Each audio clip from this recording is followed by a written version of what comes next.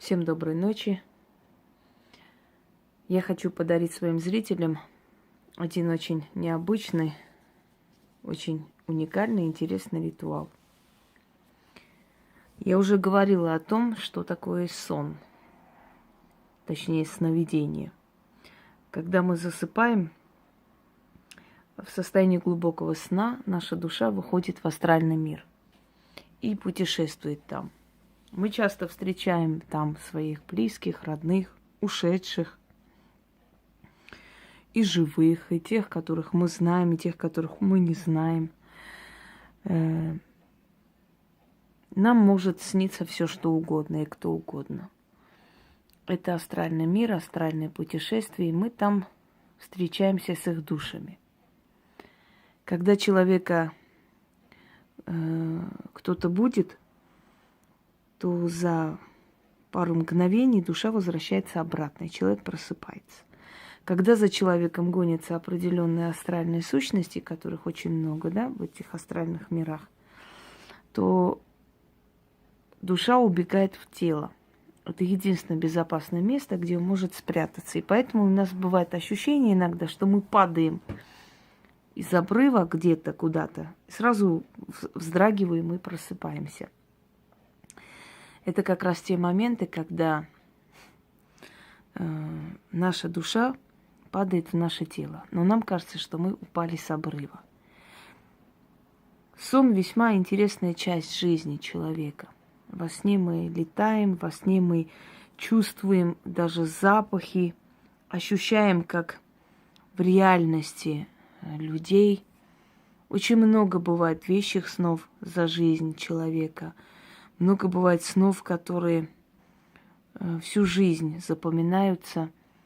Какое-то необычное состояние души. И бывают сны, когда ты видишь, например, дома, замки, что-то такое, и тебе кажется, что это твой родной дом, и что это тебе очень знакомо, до боли знакомо. Я уже объясняла, что до того, как родиться в этот мир, мы были сущности с вами, мы были души.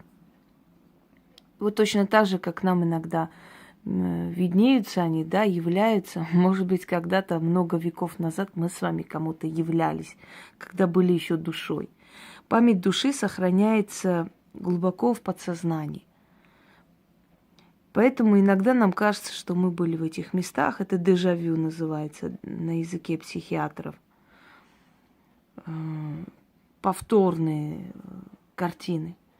Иногда кажется, что мы это слышали, иногда во сне нам кажется, что мы эти места знаем. То есть мы во сне, выходя из своего тела, путешествуем по тем местам, которые нам знакомы. Нас эта сила ведет в те места, или мы сами подсознательно идем в эти места, где мы уже были душой. Когда мы с вами были сущности, души, мы точно так же понимали, осознавали. И мы осознавали, что мы души, что мы бестелесные существа. Мы ждали своей очереди, чтобы родиться в этом мире. То есть хочу сказать, что приобретенные знания еще до жизни нашей, они остались в нашем подсознании. Со всеми этими знаниями, талантами мы родились в этот мир. Иногда говорят некоторые, да, вот реинкарнация, память души, мы помним эти места. Вот это и есть, собственно говоря, память души, которая выдается ошибочно за реинкарнацию и перерождение, поскольку нет реинкарнации. Я уже об этом снимала, видео «Реинкарнация. Миф», и я там разложила по полкам, почему нет реинкарнации, не было, не существовало. Потому что очень много, миллиардов душ ждут своего времени рождения. Почему мы рождаемся в этом мире, а нас тянет в Средневековье или какие-то другие века, или в какие-то другие страны. Или со временем человек, знаете, так собирается, переезжает в другую страну и чувствует себя просто там комфортно. Вот его место, он себя нашел там. Потому что его душа, его сущность была там, жила там еще до рождения в этом мире. Поэтому он вернулся в то место, где он чувствовал себя хорошо, где-то его место. Даже если народ ему как бы чужеродный по крови, но он чувствует себя среди них своим. Ему нравится. Это не означает, что он когда-то был рожден там или его душа реинкарнировала. Нет, это означает, что когда душа, то есть человек был еще душой и сущностью, он просто в этих местах обитал, поэтому ему нравится там. Есть люди, которые видят во сне свою половинку, то есть человека, которого они ждали всю жизнь, о котором мечтали, словно знают этого человека. Вот, но так всю жизнь его и не встречают. Это значит, что человек родился до них, да, умер, и как бы так они и не встретились в этом мире. Поэтому человека тянет в те века, ему кажется, что там было как-то по-другому, потому что в подсознании вот память души знает о том, что когда-то его любимый тогда вот родился и жил в тех веках. Души, которым даны особые привилегии, рождаются вместе в этом мире, встречаются, и поэтому мы говорим, словно я знаю тебя всю жизнь. Такие пары образуются на всю жизнь. Если вы заметили, есть пары, которые 50, 60, 70 лет вместе и друг за другом уходят, и очень счастливы. И даже чтобы пожениться, им не нужно совершенно, скажем так, долго встречаться. Когда Ростропович и Галина Вишневская поженились, они были знакомы всего 3 дня. Когда у Ростроповича спросили, скажите, а вы не пожалели, что вот так рано приняли решение и как бы создали с ней семью? Он сказал, я очень пожалел, что потерял 3 дня.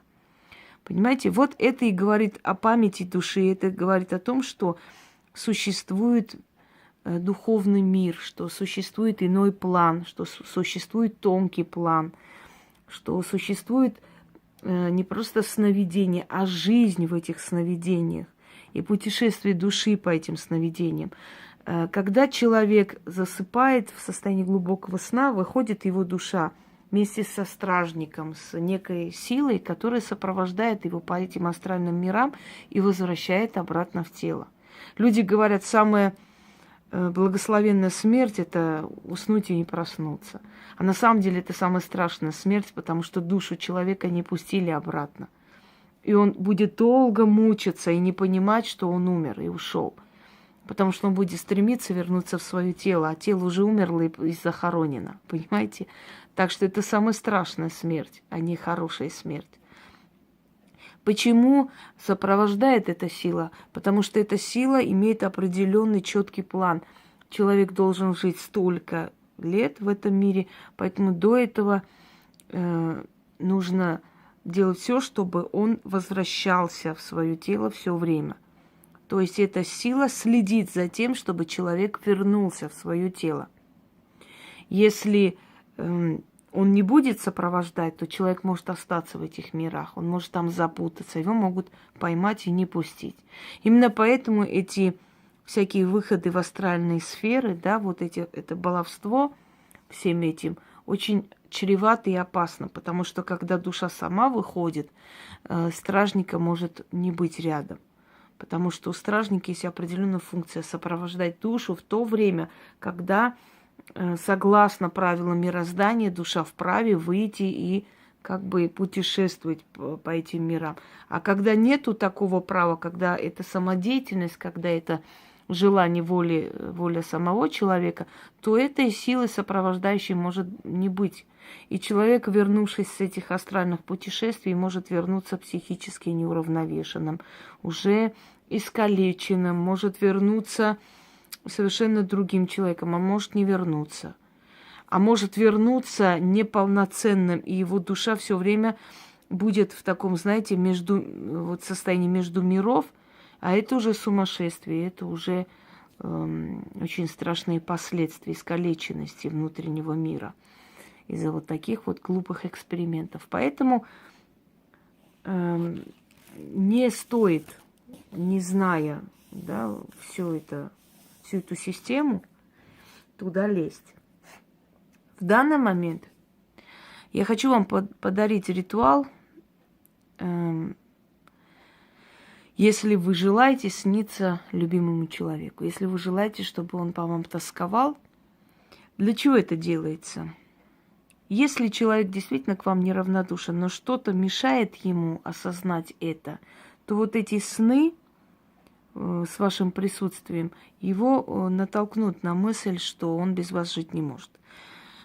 Его эта трусость, нерешимость уйдет. Он почувствует, что действительно этот человек мне необходим. То есть вы таким образом и себе, и ему показываете, нужны ли вам эти отношения. Потому что я говорила свое мнение, да, свои отношения по поводу вот этого всего мракобесия на сайтах «Верну любимого», «Верни», «Приворот» и «Присушка». Я говорила, что восстановление отношений, которые были прекращены мирозданием, весьма глупо и наивно. И там не будет никаких отношений, восстановления. Это просто замануха для дураков. Но зрелый практик никогда не будет проводить ритуал восстановить разрушенные отношения, вернуть любимого, который кинул тебя, обокрал, избил и ушел, вернуть его. Да? Это говорит о том, что люди, которые это делают, совершенно лишены самолюбия и самоуважения. А с такими людьми работать практик нормальный не будет. Но приснится, чтобы человек осознал и понял, что он вас любит. Или если вы понимаете, что даже после этого он ничего не осознает и ничего в нем не просыпается, значит, это не тот человек. Советую не баловаться этим ритуалом и проводить этот ритуал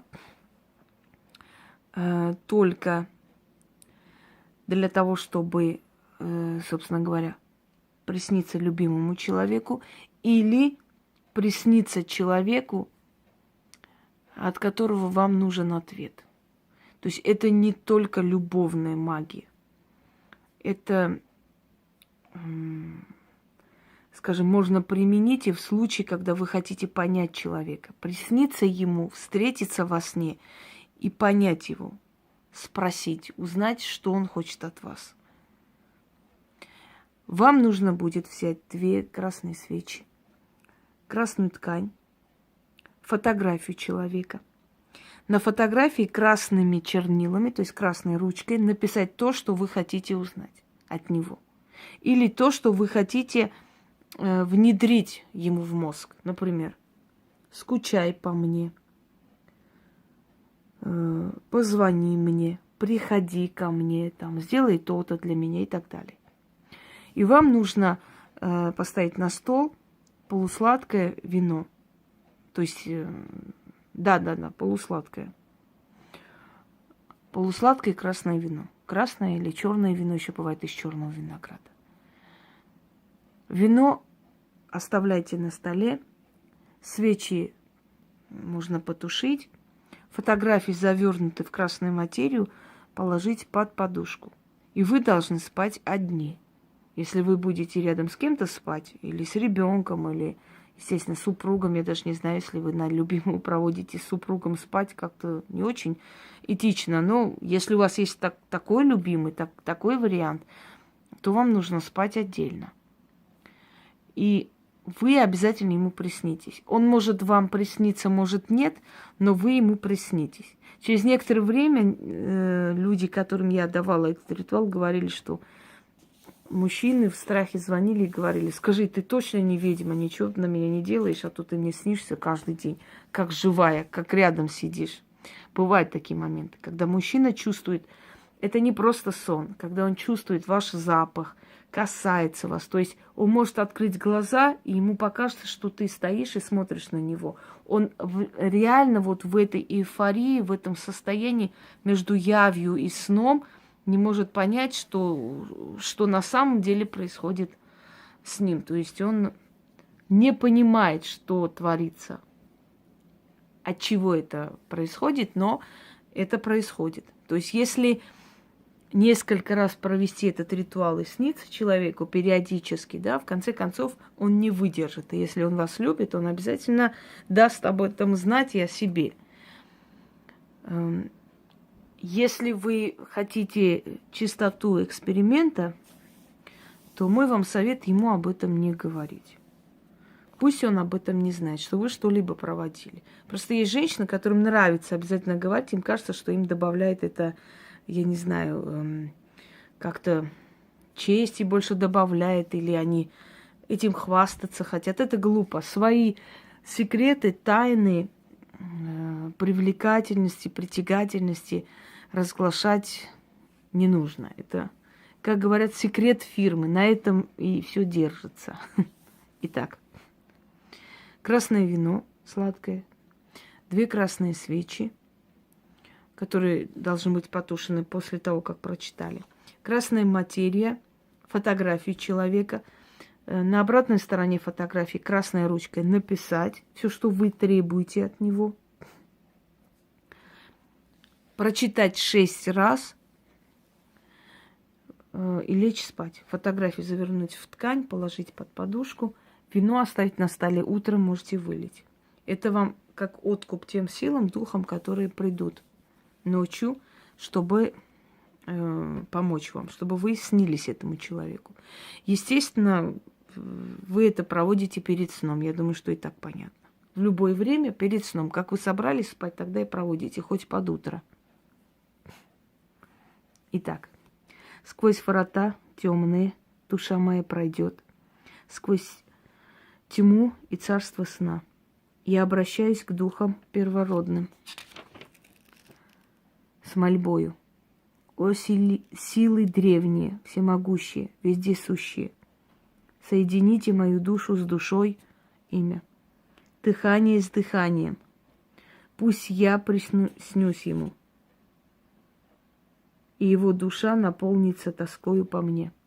Пусть чувствует мой запах, мое дыхание, словно видит меня наяву.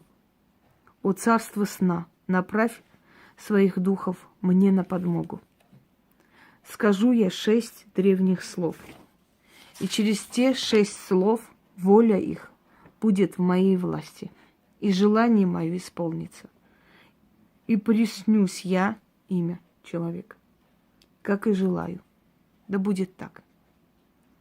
Самди, Вараам, Инанна, Самтара, Вишнапс, Бакх. Это древние слова, которые я разглашать не могу и не стану. Не имеет значения, что это, откуда это.